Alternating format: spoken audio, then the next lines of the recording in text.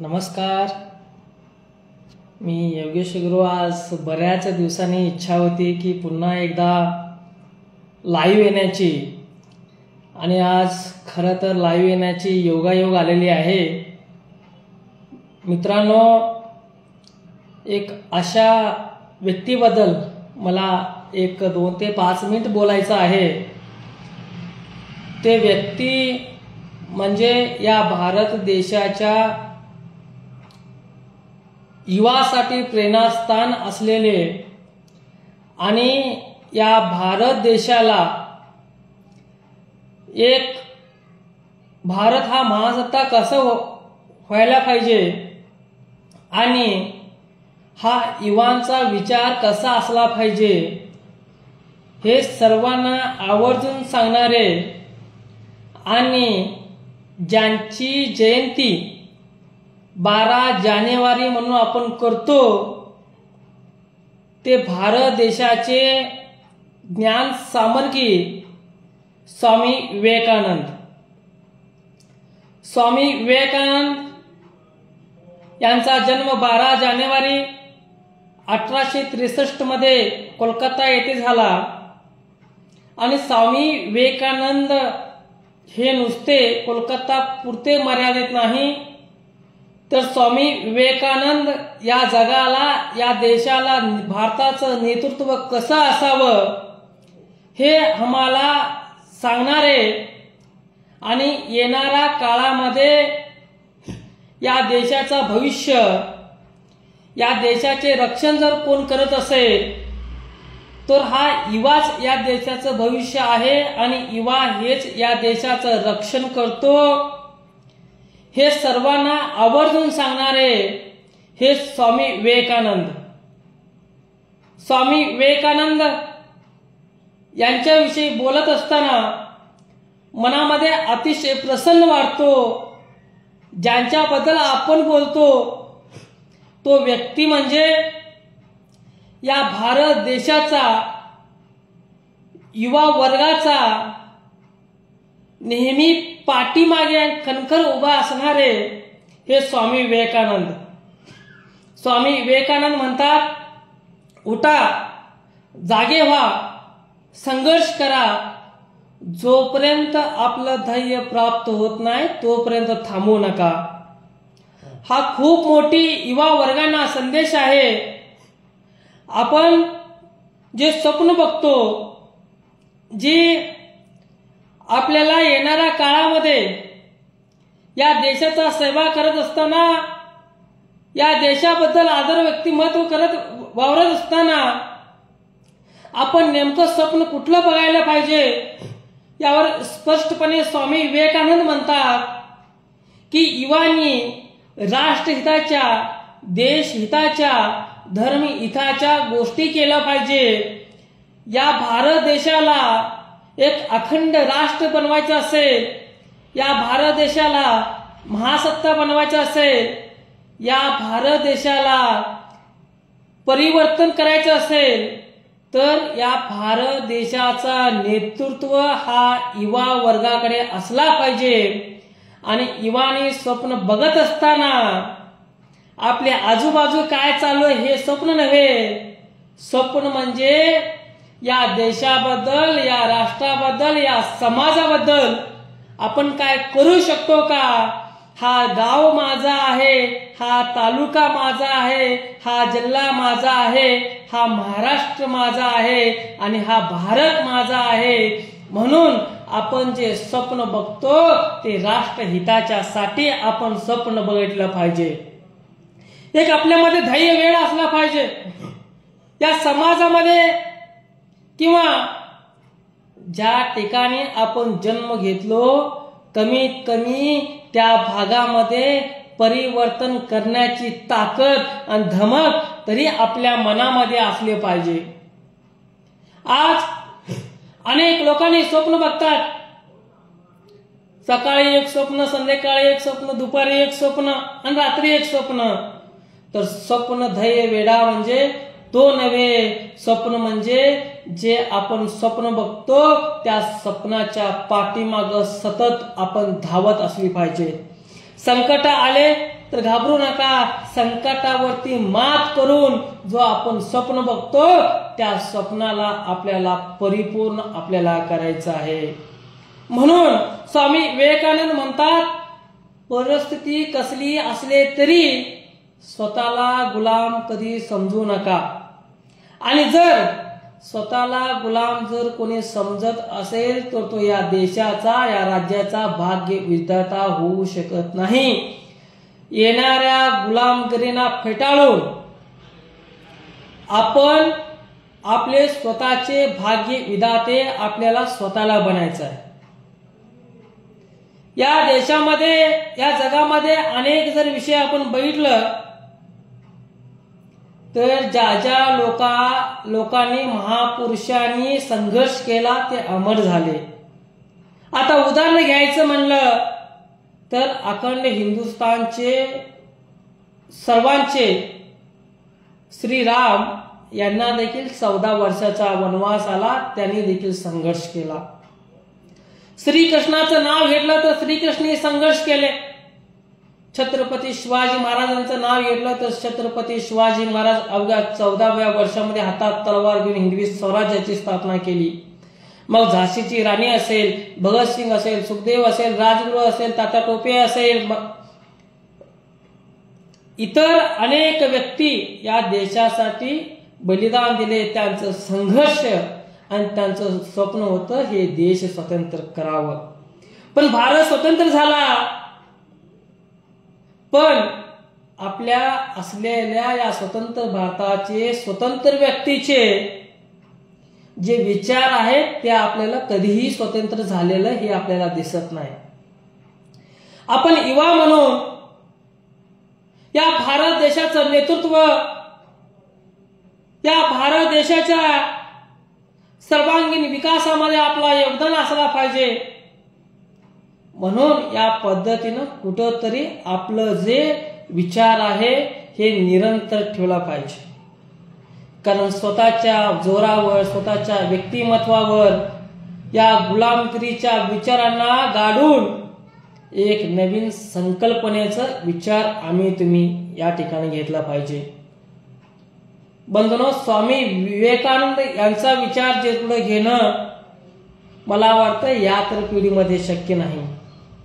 कारण अखंड हिंदुस्थानाचे विचार घेऊन निघालेले स्वामी विवेकानंद एक संन्यासी, खरं तर स्वामी विवेकानंद यांचं नाव होतं नरेंद्र दत्त. आणि नरेंद्र दत्त म्हणजे त्यांच्या वडिलांचे नाव विश्वनाथ दत्त, हे एका कोलकात्यामध्ये सर्वोच्च पदावर असणारे त्यावेळेसचे वकील होते. पण स्वामी विवेकानंदांनी सगळं सोडून संन्यासी धारण करून या देशाच्या युवांना एक प्रेरणास्थान या ठिकाणी देण्यात आलं. शेवटी स्वामी विवेकानंद म्हणतो की ईश्वर कोण? आपण अनेक मंदिरात जातो, अनेक देवळात जातो, तर ईश्वर कोण आहे? ईश्वर म्हणजे काय? ईश्वरांची व्याख्या काय? हे आपल्याला समजणं अत्यंत महत्वाचे आहे. ईश्वर म्हणजे मंदिरातला देव नाही आहे. ईश्वर म्हणजे तो व्यक्ती जो या समाजासाठी काम करतो, सर्व समाजासाठी धावून येणारा, देशहिताच्या, राष्ट्रहिताच्या गोष्टी सांगून या युवामध्ये, या युवाला प्रेरणा देणारा जर व्यक्ती कोण असेल तर तो म्हणजे ईश्वर. स्वामी विवेकानंदांना प्रश्न पडला होता की या जगामध्ये, या देशामध्ये ईश्वर आहे का नाही. ज्यावेळेस स्वामी विवेकानंद त्यांचे गुरु परमहंस रामकृष्ण परमहंस यांच्याकडे जातात आणि त्यावेळी त्यांनी तिथं ऐकतात, त्यावेळेस त्यांना ज्ञात होतं की खरे तर ईश्वर इथंच आहेत. म्हणून प्रत्येकाने आपल्या दृष्टिकोनामध्ये ईश्वर म्हणजे जो आपल्याला प्रेरणा देतो, आपल्याला सातत्य ताकद देतात आणि आपल्याला या राज्यासाठी, या देशासाठी काहीतरी करण्याची जी प्रेरणा देतात ते व्यक्ती म्हणजे ईश्वर.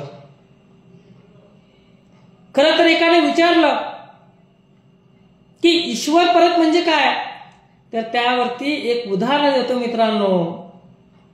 स्वामी विवेकानंद एका कार्यक्रमाला जातात आणि कार्यक्रमाला जात असताना एका व्यक्तीला पाय लागतो आणि स्वामी विवेकानंद त्या व्यक्तीचे पाया पडतात आणि पाया पडून पुढे जातात. त्यावेळेस एखादा व्यक्ती विचारतो, तुम्ही तर साधू, तुम्ही या देशाचं नेतृत्व करता आणि पाय लागलं की त्यांचे पाया पडता, म्हणजे हे ईश्वर का? तर ईश्वर म्हणजे कोण? ईश्वर म्हणजे तो आपल्याला प्रत्येक वेळी मदत करणारा व्यक्ती, म्हणजे हा ईश्वर असतो. बंधूंनो, या आयुष्यामध्ये जगत असताना प्रत्येक व्यक्तीवर वेगवेगळ्या अडचणी येतात आणि त्या वेगवेगळ्या अडचणीवरती आपल्याला मात करावाच लागतो. आयुष्यामध्ये जर आपण जोखीम पत्करलं नाही तर नेतृत्व हराल तर मार्गदर्शन कराल.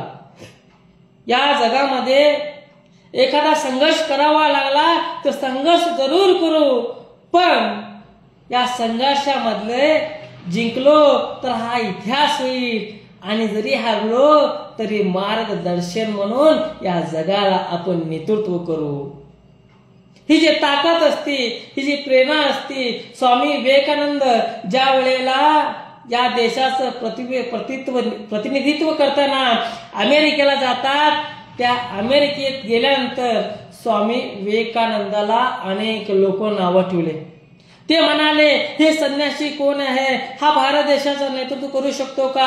हा भारत देशाचा असू शकतो का? भारत इतका मोठा देश आणि या भारत देशामध्ये कुठला व्यक्ती नव्हते. या भारत देशामध्ये या भारताचं प्रतिनिधित्व एका संन्यासी व्यक्ती करू शकतो, म्हणून अमेरिकेचे काही लोक हसायचे, त्यावेळेस नावं ठेवायचे. स्वामी विवेकानंदांचे वस्त्र म्हणजे एका भगवा वस्त्र आणि अमेरिकेत असलेले व्यक्ती म्हणजे कोट शूट बुटात असणारे व्यक्तिमत्व. ज्यावेळेस भारताचं नेतृत्व करण्यासाठी अमेरिकेमध्ये गेले, काही लोकांनी त्यांना नावं ठेवलं, काही लोकांनी त्यांना दगडानं मारायचे, काही लोकांनी त्यांच्यावर हल्ला करायचे. या हल्ल्यापोटी स्वामी विवेकानंद तिकडे इकडे पळ काढायचे. काही लोक म्हणायचे, तू इंडियाकडून आला, तू या जगाचं नेतृत्व करू शकतो का? तू या देशाचं नेतृत्व करू शकतो का? त्यावरती स्वामी विवेकानंदांनी कुणाला प्रतिक्रिया दिली नाही. कितीतरी लोक त्यांच्या पाठीमागे धावत मारायला निघाले. पण ज्यावेळेस या देशाचं प्रतिनिधित्व करण्यासाठी स्वामी विवेकानंदांचे नाव येतात, त्या ठिकाणी प्रत्येकाने घेऊन गेलेलं एक पुस्तक त्या ठिकाणी ठेवले आणि स्वामी विवेकानंदांना बघून या आपल्या श्रीकृष्णाचं भगवद्गीता सगळ्यात खाली ठेवलं. त्याच्यावरती कितीतरी पुस्तकं ठेवली आणि स्वामी विवेकानंदांची वेळ आली. त्यावेळेस स्वामी विवेकानंद गेले आणि गेल्यानंतर त्या ठिकाणी एक वाक्य वापरलं. या ठिकाणी आलेल्या सर्व अमेरिकन बंधू आणि बहिणींनो, हे वाक्य वापरल्यानंतर कमीत कमी 2.5 ते 3 मिनिटं त्या ठिकाणी टाळ्या वाजत होते. एवढं सक्षम आपल्या मनामध्ये असलं पाहिजे. कोणीही कितीही नाव ठेवलं तर घाबरता कामा नये, कारण या समाजामध्ये 2 व्यक्तिमत्व असू शकतात. एक असतो संकटामध्ये साथ देऊन संघर्ष कसा करायचा हे शिकवणारा, आणि दुसरा व्यक्तिमत्व असतो संघर्ष करत असताना नावं ठेवून त्याला खाली वळणारा एक व्यक्तिमत्व असतो. म्हणून या 2 व्यक्तिमत्वापैकी आपल्याला एका व्यक्तीचा आपल्याला या ठिकाणी हात पकडायचा आहे. अशा व्यक्तीचा हात पकडा जो आपला हात धरून संघर्ष करून वर नेणारा व्यक्ती असला पाहिजे, आणि खाली धरून हात वळणारा व्यक्तीसोबत आयुष्यात कधी संघर्ष त्यांच्यासोबत मला वाटतं मैत्रीही करता कामा नये. एखाद्या ठिकाणी अनेक माणसं असतात. बंधूंनो, मी तर सांगतो अशा माणसासोबत बसा ज्या माणसाच्या टेबलावरती देव देश धर्माच्या गोष्टी होतील, आणि दुसरा टेबल असेल एखाद्या व्यक्तीला नाव ठेवणारी जर टेबल असेल तर त्या टेबलाला कधी जवळ जाऊ नका, त्या टेबलाला कधी हात लावू नका. कारण चांगल्या विचाराने चांगले विचार जुळतात आणि हा वाईट विचाराने माणसामध्ये वाईट प्रवृत्ती होऊन माणूस हा खचत जातो. म्हणून त्यावेळेस स्वामी विवेकानंदांना परत एकदा विचारलं, या जगाचं नेतृत्व करताय, अतिशय चांगलं त्या ठिकाणी स्वामी विवेकानंदांनी भाषण दिलं. शेवटी विचारलं, तुमची भगवद्गीता सगळ्यात शेवटी का ठेवलेली आहे आणि तुमच्या त्या भगवद्गीतेवरती कितीतरी पुस्तक ठेवलेले आहे. त्यावेळेस स्वामी विवेकानंद म्हणतात की भारत हा बलाढ्य देश आहे, भारत हा युवाचा देश आहे, भारत हा संघर्षाचा देश आहे. भारतावरती कितीही जरी अडचण आली, किती संकट आली, तो भारत पुन्हा उठू शकतो. म्हणजे याचा अर्थ आपला गीता पुस्तक कितीही जरी खाली ठेवला, कितीही नावं ठेवले, तरी त्या गीताच्या माध्यमातून परत एकदा भारत हा येणाऱ्या काळामध्ये महासत्ताच्या दिशेने आपण वाटचाल करू शकतो. म्हणून युवा म्हणजे काय असतो? युवाच्या हातात शक्ती आणि युवाच्या पायात गती आणि ज्याचं हृदयामध्ये ऊर्जा आणि त्याच्या डोळ्यामध्ये स्वप्न असतात, तोच युवा या देशाचा, या जगाचा प्रतिनिधित्व करू शकतो. म्हणून स्वप्न बघत असताना उघड्या डोळ्याने आपण स्वप्न पाहिजे. या जगामध्ये, या देशामध्ये काय चालू आहे याची देखील आपल्याला कल्पना असला पाहिजे. कारण भारत देश एक व्यक्तीमुळे नाही, तर भारत देश घडवण्यामागे हजारो पिढींचा या ठिकाणी शहीद झाले. मग तो प्रभू रामापासून ते 1947 भारत स्वतंत्रपर्यंत बघा. कारण ज्या वेळेस या भारत देशामध्ये संघर्षाची तयारी आली, प्रत्येक राज्यामधला एक व्यक्ती, प्रत्येक देशामधला एक व्यक्ती या देशाचा, या भारत देशाचा प्रतिनिधित्व केला. बंधूंनो, खर तर स्वामी विवेकानंद म्हणतात, युवा म्हणजे या देशाचा सगळ्यात शक्तिशाली पाया आहे. या युवा या देशाचं नेतृत्व करू शकतो, हे स्वामी विवेकानंदांनी खणखून सांगणारे सगळ्याला, या देशातला, या विश्वातला, या भारताच्या पृथ्वीवरील सगळ्यात पहिला व्यक्ती असेल की या देशाचा नेतृत्व एका युवा वर्गाकडे गेलं पाहिजे. स्वामी विवेकानंद म्हणतात, जनसेवा ही प्रभू सेवा आहे आणि प्रभू सेवा ही ईश्वर सेवा आहे. कारण या भारतामध्ये जन्मलेला प्रत्येक व्यक्ती असेल, प्रत्येक समाज असेल, तो जनसेवा केला पाहिजे. आणि जो जनसेवा करतो तोच खरा ईश्वर सेवा करू शकतो. म्हणजे एखादा व्यक्ती जर अडचणीमध्ये असेल, तो व्यक्तीला जर अडचणीच्या माध्यमातून त्याला बाहेर काढायचं असेल, त्यासाठी त्याची सेवा केली पाहिजे. आणि त्यांची केलेली सेवा हीच ईश्वर सेवा असते. मंदिरामध्ये जाऊन नुसतं डोकं ठेवून ईश्वराला मागणी मागणे म्हणजे तो ईश्वर सेवा नव्हे. ईश्वर सेवा म्हणजे काय? जनतेमध्ये जाऊन जनतेचा सेवा करून जनतेला न्याय मिळवून देण्याचा काम म्हणजे हा ईश्वर सेवा आहे. हे देखील अत्यंत स्वामी विवेकानंदांनी त्यांच्या शब्दामध्ये म्हटलेलं आहे. बंधूंनो, स्वामी विवेकानंद म्हणतात, या जगाचं नेतृत्व करायचं असेल तर या जगाचं नेतृत्व या देशामध्ये 100 युवा असे तयार करा, जो देव, देश, धर्म या तिन्ही गोष्टीचा ज्ञात असला पाहिजे. या देशासाठी जगला पाहिजे, धर्मासाठी जगला पाहिजे आणि या भारतामध्ये असलेल्या देवासाठी पण जगला पाहिजे. या 3 सूत्री ज्या व्यक्तीच्या हातात असतात, तो देव, देश आणि धर्म, या देशाचं नेतृत्व एखादा युवा वर्गाकडे गेला तर भारत हा महासत्ता होऊ शकतो. हे विचार या पृथ्वीच्या पटलावरती सगळ्यात पहिल्यांदा मांडणारे स्वामी विवेकानंद आहेत. आणि स्वामी विवेकानंदांचे पुस्तक असेल, राजयोग असेल, धर्मयोग असेल किंवा अनेक पुस्तकं असतील, या युवांना माझं विनंती आहे की स्वामी विवेकानंद म्हणजे कोण आणि स्वामी विवेकानंद कसे होते हे आपल्याला सगळ्यांनी प्रत्यक्षात पाहणं गरजेचं आहे. एवढंच नाही, स्वामी विवेकानंद म्हणजे एक विचार आहे, स्वामी विवेकानंद म्हणजे एक वाणी, स्वामी विवेकानंद म्हणजे एक हृदय स्पर्शी व्यक्तिमत्व जे युवांना या देशासाठी प्रेरित करणारे. स्वामी विवेकानंद म्हणजे ज्ञान, स्वामी विवेकानंद म्हणजे विकास, स्वामी विवेकानंद म्हणजे युवामध्ये प्रेरणा असणारे एक विश्वास, स्वामी विवेकानंद म्हणजे त्याग, स्वामी विवेकानंद म्हणजे सेवा, स्वामी विवेकानंद म्हणजे संघर्ष, आणि स्वामी विवेकानंद म्हणजे येणाऱ्या काळामध्ये एका नवीन पिढीला या देशाचं नेतृत्व कसं करावं हे शिकवणारं म्हणजे स्वामी विवेकानंद.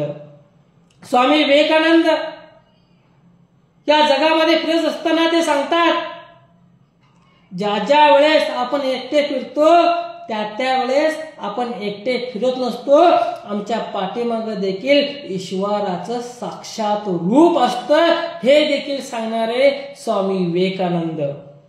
स्वामी विवेकानंद या देशामध्ये 1900 शतकाच्या मध्ये या जागतिक संसदेच्या परिषदेमध्ये, जागतिक धर्माच्या संसदेमध्ये सर्वप्रथम हिंदूची ओळख करून येणारे ह्या जगाच्या पटलावर कोण असतील तर तो स्वामी विवेकानंद. आणि स्वामी विवेकानंद देखील म्हटलेलं आहे, गर्व से कहो हम हिंदू है, स्वातंत्र्यवीर सावरकर देखील म्हटलेलं आहे, गर्व से कहो हम हिंदू है. बंधूंनो, स्वामी विवेकानंदांना आपण अनुभवलं पाहिजे. स्वामी विवेकानंदांचे विचार या जगाच्या पटलावरती गेलं पाहिजे, कारण स्वामी विवेकानंदांचा जन्मतिथी हा 12 जानेवारी हा युवा दिन म्हणून साजरा करतो. आणि या युवा दिवशी येणाऱ्या काळामध्ये आपल्या युवा म्हणून जर कार्य करता आलं तर या देशाचं नेतृत्व देखील या येणाऱ्या काळामध्ये जरी युवा वर्गांना भेटला, हा भारत देश स्वामी विवेकानंद यांच्या विचारावरती चालेल. हा भारत देश सर्व मनोवादी विचारांना गाडून स्वामी विवेकानंद यांच्या विचारावरती आणि स्वामी विवेकानंदांनी या जगाला दिलेले संदेश घेऊन येणाऱ्या काळामध्ये प्रत्येक क्षेत्रामध्ये, तो क्षेत्र कुठलेही असेल, आर्थिक असेल, राजकीय असेल, धार्मिक असेल, कुठलाही वर्ग असेल, त्या वर्गामध्ये युवाने सहभाग घेतला पाहिजे. आणि येणाऱ्या काळामध्ये आपण या देशाच्या विकासामध्ये एक अनमोल असं वाटा उचलावा, जेणेकरून हा भारत महासत्ताच्या दिशेने वाटचाल होईल आणि हा भारत देश एक ना एक दिवस स्वामी विवेकानंद यांच्या विचारावरती हा भारत देश असेल. आणि युवा हा ताकदवान, ऊर्जावान, धैर्यवान, बुद्धिवान असेल. वाईट विचारांना त्यागून नवीन विचाराची संकल्पना घेऊन देव धर्म देशाची संकल्पना घेऊन येणाऱ्या काळामध्ये देशावरती कुठलीही परिस्थिती झेलून या देशाचं नेतृत्व हा युवाच्या रक्तामध्ये असलं पाहिजे. आणि हा युवा या देशाच्या नेतृत्वामध्ये कधीही कमी पडता कामा नये, म्हणून हा माझा छोटासा प्रयत्न होता. स्वामी विवेकानंद यांना अजून मला खूप अनुभवायचे आहेत. त्यांचे विचार या लाईव्ह इंस्टाग्राम फेसबुकच्या लाईव्हच्या माध्यमातून करतोय. पण जरी वेळ मला भेटला तर स्वामी विवेकानंद यांच्या विचारावरती चालण्यासाठी कधीही एक पाऊल मागे हटणार नाही. आणि स्वामी विवेकानंदांचे विचार हा प्रत्येक युवा वर्गाला, प्रत्येक भारतामध्ये राहणाऱ्या युवांना एक चांगलं उद्याचं स्वप्न का असलं पाहिजे, उद्याचा दिवस कसा असला पाहिजे, उद्याचं गाव, उद्याचा तालुका, उद्याचा जिल्हा, उद्याचा महाराष्ट्र आणि माझा उद्याचा भारत कसा असला पाहिजे, या विचारावरती युवा चालला पाहिजे. आणि आपण सगळ्यांनी स्वामी विवेकानंद यांना स्मरणात आठवूया. स्वामी विवेकानंद या जगाला दिलेली एक ज्ञानाची देणगी आपण दुसऱ्यांनाही वाटूया. वेळेत वेळ काढून जर तुम्हाला वेळ भेटला तर जरूर स्वामी विवेकानंद यांना आठवा आणि स्वामी विवेकानंद यांच्या विचारावरती चालून नव भारताची, नव देशाची मुहूर्त वेळ आपल्याला वेढायचा आहे, जेणेकरून स्वामी विवेकानंद यांच्या स्वप्नातला भारत, एक भारत श्रेष्ठ भारत, एक भारत अखंड भारत या मूल मंत्राच्या माध्यमातून आपण अधिक मेहनत करूया आणि भारत देशाला स्वामी विवेकानंद यांचा महासत्ता भारत बनवूया. धन्यवाद. जय हिंद, जय महाराष्ट्र.